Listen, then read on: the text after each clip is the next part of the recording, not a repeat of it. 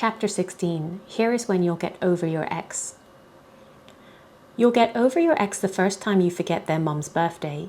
It may hit you while you're doing groceries or 4 days prior to the date, or even weeks after it passes, but you'll suddenly identify the nagging feeling inside the back of your mind that there was something you'd forgotten about the date, June 17th.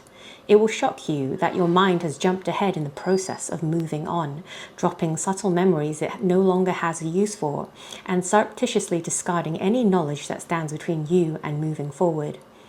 So you let the important dates pass, first a family member's birthday, and then their birthday, then suddenly yours, and on some days the distance seems impossibly bridged to small.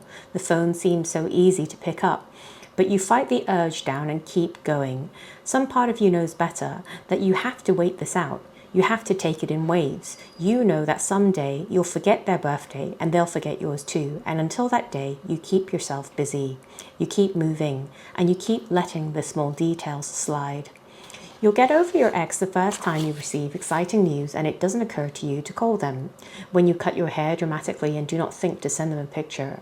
When you finally land that dream job and you do not invite them to the celebratory happy hour.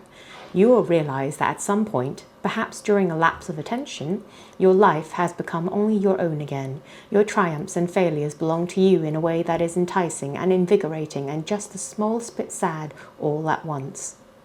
But it doesn't make you want to run back to the past. You have grown comfortable in your autonomy and it's somewhere you kind of want to stay.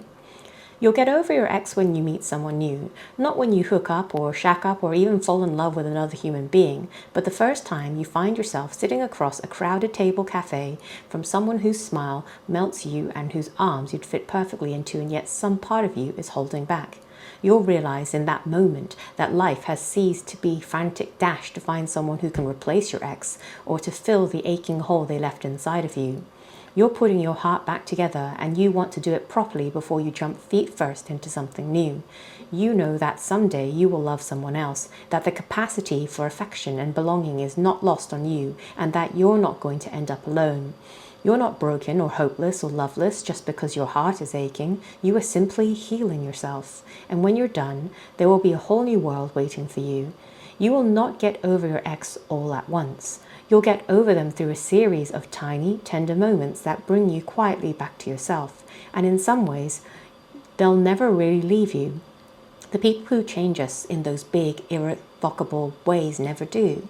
To get over them, we'd have to alter ourselves into people so unrecognizable that we'd lose who we are in the process. And so instead we learn to integrate the influence they had, the books you now read because of the topics that they turned you onto, the music you'd now download because of the lyrics they loved, the ways you now look at the world that would never have occurred to you if they had not opened your eyes up to seeing and doing things differently. We don't ever lose people we love in their entirety, and perhaps we never should. We ourselves become bigger, more encompassing people because of it. You'll get over your ex the day you realize that you damn well may never get over them, that pieces of them are going to live inside of you forever, and that discarding them would mean discarding parts of yourself. But the day that you get to move on is the day you simply decide to do in spite of all of it. In spite of the tired, restless ache that begs you not to take a chance, in spite of the fearful, self-conscious mind that tells you nobody will ever love you better, in spite of every careless part of you that wants to keep holding on but knows that it needs to let go. The day when you finally move on is the day you decide to move forward with all of your fear, all of your pain, and all of your subtle hesitations. It's the day you finally get over yourself.